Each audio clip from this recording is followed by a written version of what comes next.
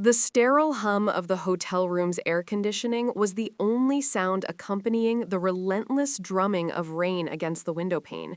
I was miles away from home, in a city I barely knew, wrapping up a crucial client meeting. My phone, usually a silent sentinel in my professional life, buzzed with an incoming call from Mark, my husband of 7 years. A small, familiar warmth flickered in my chest. He rarely called during my work trips unless it was important. I expected a good luck or a miss you. What I got was a sledgehammer to the soul. Eleanor, his voice crackled through the phone, sharper, colder than anything I'd ever heard from him. There was an edge of manic triumph, a barely contained glee that instantly set my nerves on high alert. I'm divorcing you. The words hung in the air, heavy and absurd, like a dark joke I wasn't in on. My breath hitched, a sudden, searing pain blooming in my chest. Divorce? We hadn't fought recently, not even a raised voice. Our life, while perhaps settling into a comfortable routine, was stable, predictable. Or so I thought. Before I could process the first bomb, he dropped the second, heavier one. And I've already sold our apartment to start my life with my new girlfriend. Enjoy looking for a new place, you pathetic woman. He punctuated the cruel declaration with a harsh, mocking laugh that echoed in my ears, a sound that would haunt my nightmares for weeks to come. My world tilted. The rain outside seemed to intensify, mirroring the storm raging within me. My heart hammered against my ribs, a frantic bird trapped in a cage. My fingers, usually steady and precise, trembled around my phone. My mind, trained for years in high-stakes financial analysis, raced, trying to find a footing in this sudden, treacherous landscape.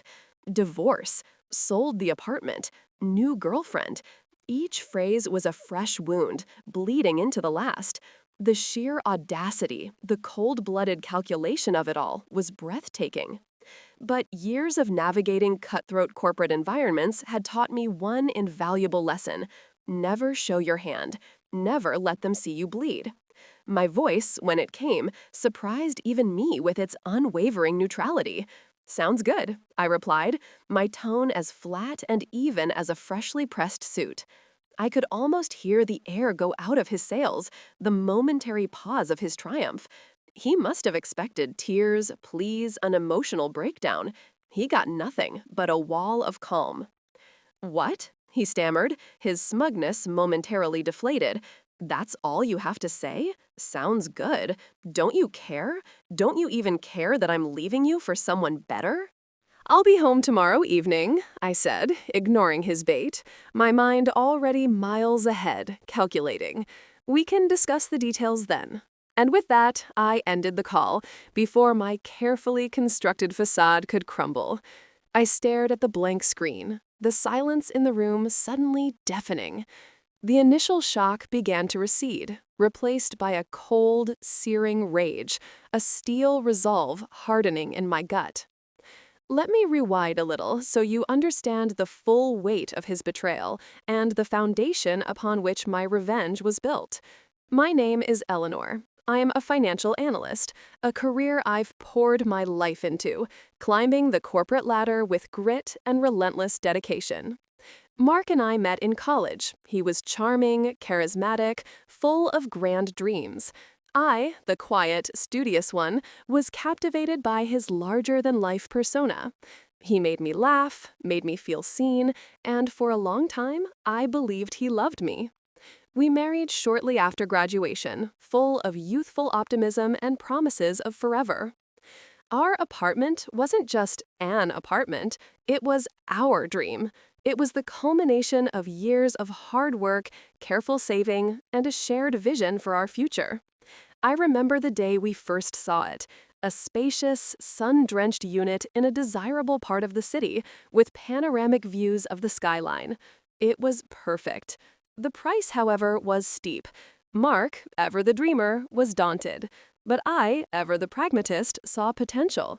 I had inherited a substantial sum from my grandmother, a woman who had taught me the importance of financial independence and shrewd investments. It was a nest egg I had guarded fiercely, intending it for a significant life milestone.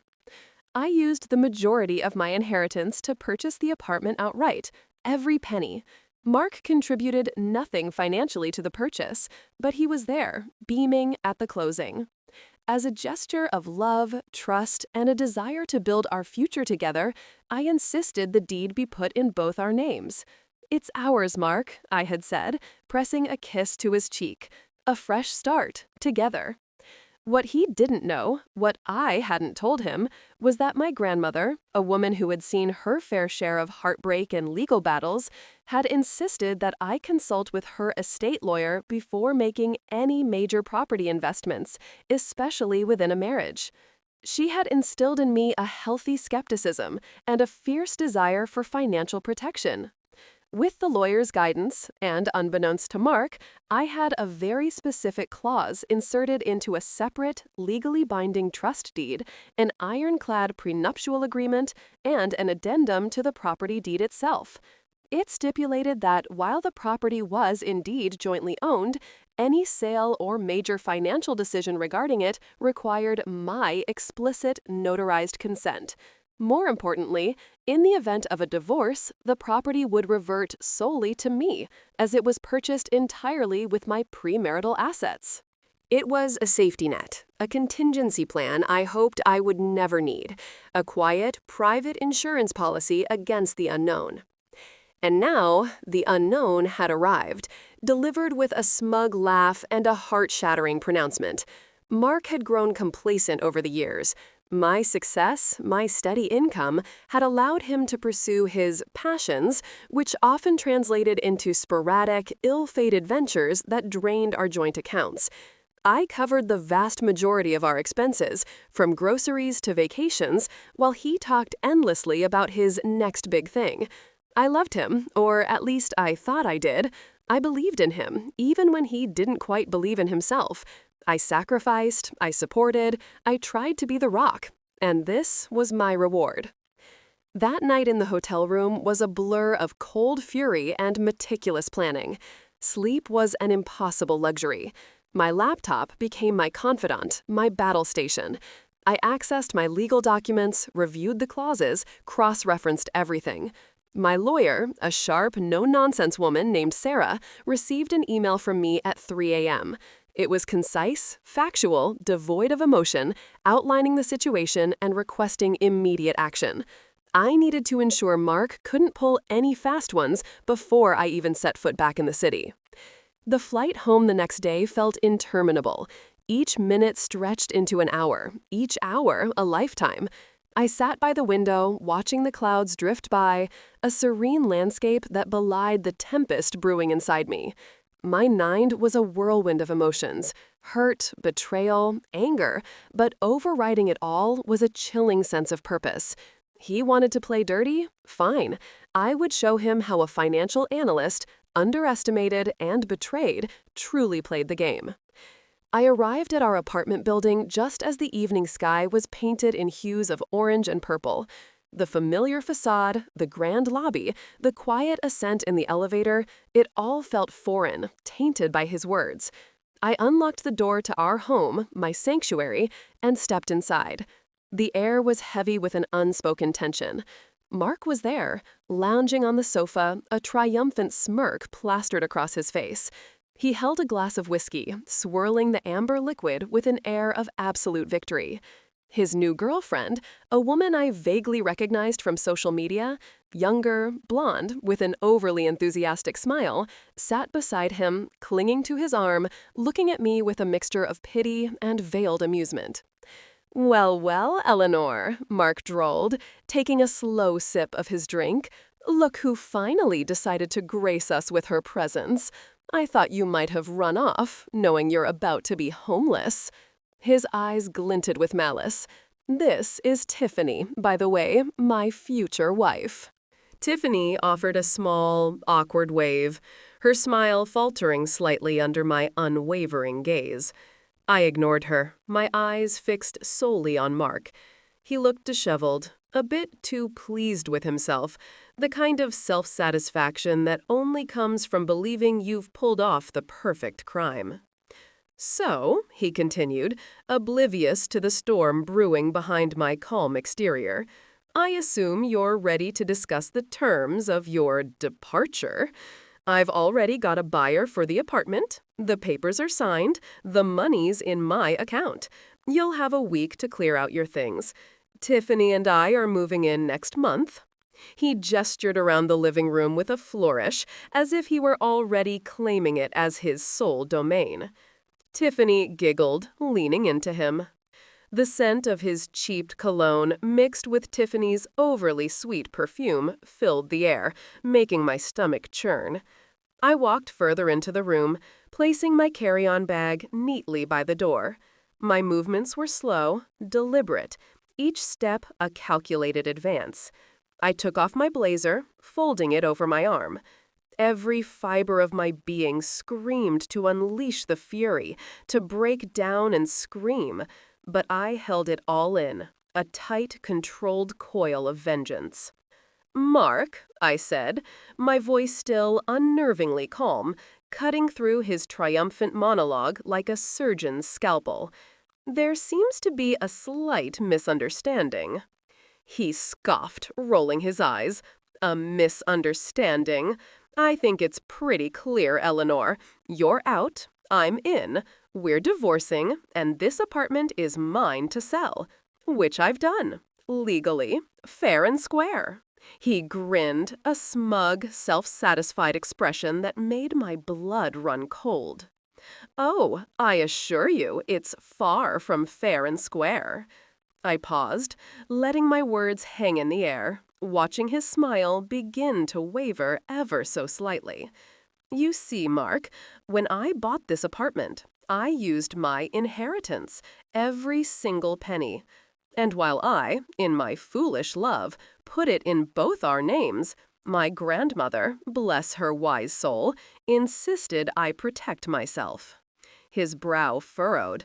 Tiffany shifted uncomfortably beside him. "What are you talking about?" Mark demanded, his tone losing some of its earlier confidence. I reached into my bag and pulled out a thick envelope filled with documents. The rustle of paper was the only sound in the suddenly silent room. "This," I said, holding up a notarized copy of the trust deed, followed by the prenuptial agreement and the property deed addendum, "is a legally binding agreement. It states, quite clearly, that while we shared ownership, any sale of this property required my explicit, written, and notarized consent, which, as you know, you never obtained." Mark's face began to pale. He looked from the documents in my hand to Tiffany, then back to me. That's ridiculous. It's in both our names. I have every right to sell my half." "No, Mark," I corrected him, my voice gaining a quiet power. "You don't. The agreement also stipulates that in the event of a divorce, the property reverts solely to me, as it was purchased entirely with my premarital assets. Your half, as you call it, legally ceased to exist the moment you uttered the words, 'I'm divorcing you,' over the phone yesterday." The color drained from his face entirely. His jaw slackened. Tiffany, wide-eyed, stared at him, then at me. The triumphant smirk had vanished, replaced by a look of dawning horror. He stammered, But I signed the papers. I have the buyer's money. It's done." "Oh, it's done, all right," I agreed, a faint, cold smile finally touching my lips. "It's done in the sense that you have just committed a rather serious act of fraud. You sold a property you had no legal right to sell, without the consent of the actual owner. And I believe the buyer, who you've undoubtedly defrauded, will be very interested to hear this." I pulled out another document, a printout of an email from my lawyer, Sarah. "My lawyer has already been in contact with the buyer's legal team. They've been informed of the situation. The sale is null and void. The money you received? Consider it a very temporary loan, which you will be required to return immediately, with interest, or face legal repercussions for breach of contract and fraud. Mark stumbled to his feet, knocking over his whiskey glass. The amber liquid spread across the polished hardwood floor like a stain. No, you're lying. This can't be real. He lunged for the documents, but I deftly pulled them back. His eyes were wild, desperate. Tiffany, meanwhile, had quietly detached herself from him, her face a mask of shock and disgust. "Oh, it's very real, Mark," I said, my voice now laced with a bitter triumph I no longer felt the need to suppress. "And there's more.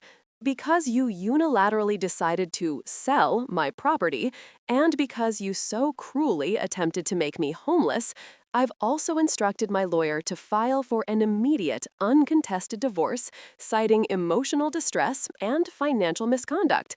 And since the apartment is legally mine, you will be the one looking for a new place."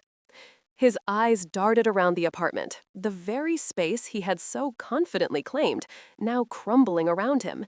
He looked at Tiffany, who was now gathering her purse, her expression hardening. "Tiffany, wait! It's not what it looks like," he pleaded.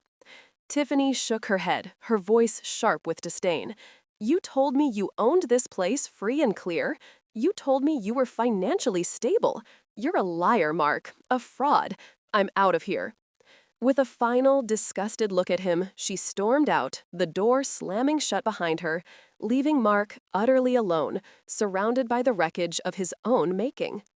He turned back to me, his face a contorted mask of rage and despair. You manipulative witch! You planned this! You set me up!" "No, Mark," I replied, my voice calm again, the fire having burned down to cold ash. "I didn't plan this. I simply protected myself. It was you who planned to discard me, to make me homeless, to take what wasn't yours.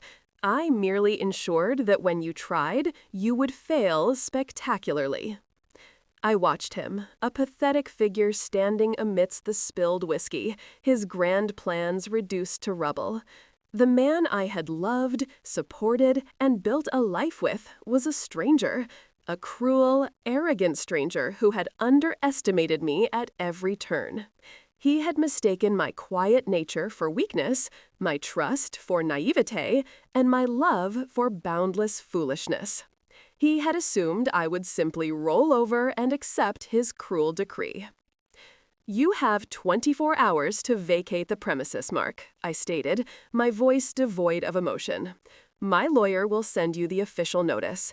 Any of your belongings remaining after that time will be packed and sent to a storage unit, the cost of which you will bear. And if you attempt to contact me outside of legal channels, I will file a restraining order." He stood there, stunned, defeated. The man who had laughed in my face, who had tried to strip me of my home and dignity, was utterly broken. The silence that followed was heavy, punctuated only by his ragged breathing and the distant city hum. It wasn't the triumphant roar of revenge I had imagined, but a quiet, profound sense of justice. It was the calm after the storm, the feeling of reclaiming my life, brick by painful brick. I watched him gather a few personal items, his movements slow and clumsy. He didn't say another word, simply walked out, a ghost of the man who had entered, full of arrogance and cruel intent. The click of the door closing behind him was not an end, but a beginning. My beginning. The apartment, once a symbol of shared dreams, was now solely mine again. It felt lighter, cleaner, imbued with a new sense of peace. The next few weeks were a whirlwind of legal proceedings, but with the ironclad documents I possessed, they were swift and decisive. Mark was forced to return the buyer's money, his reputation tarnished, his grand plans for a new life with Tiffany evaporated. He faced a mountain of debt and the harsh reality of his own foolishness. I, Eleanor, moved forward. I redecorated the apartment, painting over the memories, literally and figuratively. I invested in myself, in my career, in new experiences. I learned that sometimes the greatest strength lies not in the loudest roar, but in the quiet, meticulous planning, the unwavering resolve, and the calm delivery of justice. I learned that being underestimated can be a powerful weapon, especially when wielded by a woman who truly knows her worth. This story isn't just about revenge, it's about resilience. It's about remembering that even in the face of the most profound betrayal, you have the power to protect yourself, to rebuild, and to emerge stronger than ever. It's about knowing your worth, understanding your rights, and never letting anyone, especially those who are supposed to love you most, make you feel pathetic or small. Because sometimes the people who underestimate you the most are the very ones who teach you the most valuable lessons about your own strength.